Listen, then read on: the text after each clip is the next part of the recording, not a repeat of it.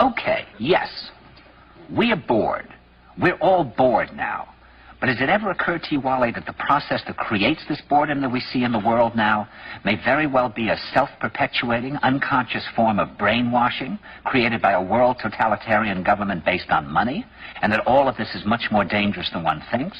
And it's not just a question of individual survival, Wally, but that somebody who's bored is asleep, and somebody who's asleep will not say no? See, I keep meeting these people. I mean, just a few days ago, I met this man whom I greatly admire. He's a Swedish physicist, Gustav Bjornstrand, and he told me that he no longer watches television, he doesn't read newspapers, and he doesn't read magazines. He's completely cut them out of his life because he really does feel that we're living in some kind of Orwellian nightmare now, and that everything that you hear now contributes to turning you into a robot. And when I was at Findhorn, I met this extraordinary English tree expert who had devoted his life to saving trees. He just got back from Washington, lobbying to save the redwoods. He's 84 years old. He always travels with a backpack because he never knows where he's going to be tomorrow.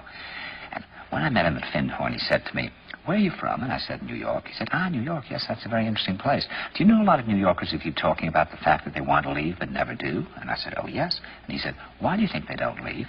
I gave him different banal theories. He said, "Oh, I don't think it's that way at all."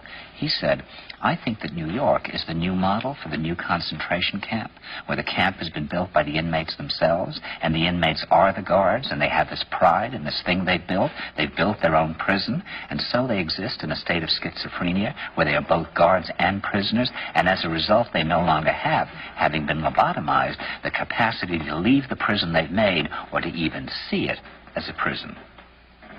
And then he went into his pocket and he took out a seed for a tree and he said, "This is a pine tree." He put it in my hand and he said, "Escape before it's too late." See, actually for 2 or 3 years now, Chiquita and I have had this very unpleasant feeling that we really should get out. And we really should feel like Jews in Germany in the late 30s. Get out of here. Of course, the problem is where to go, because it seems quite obvious that the whole world is going in the same direction.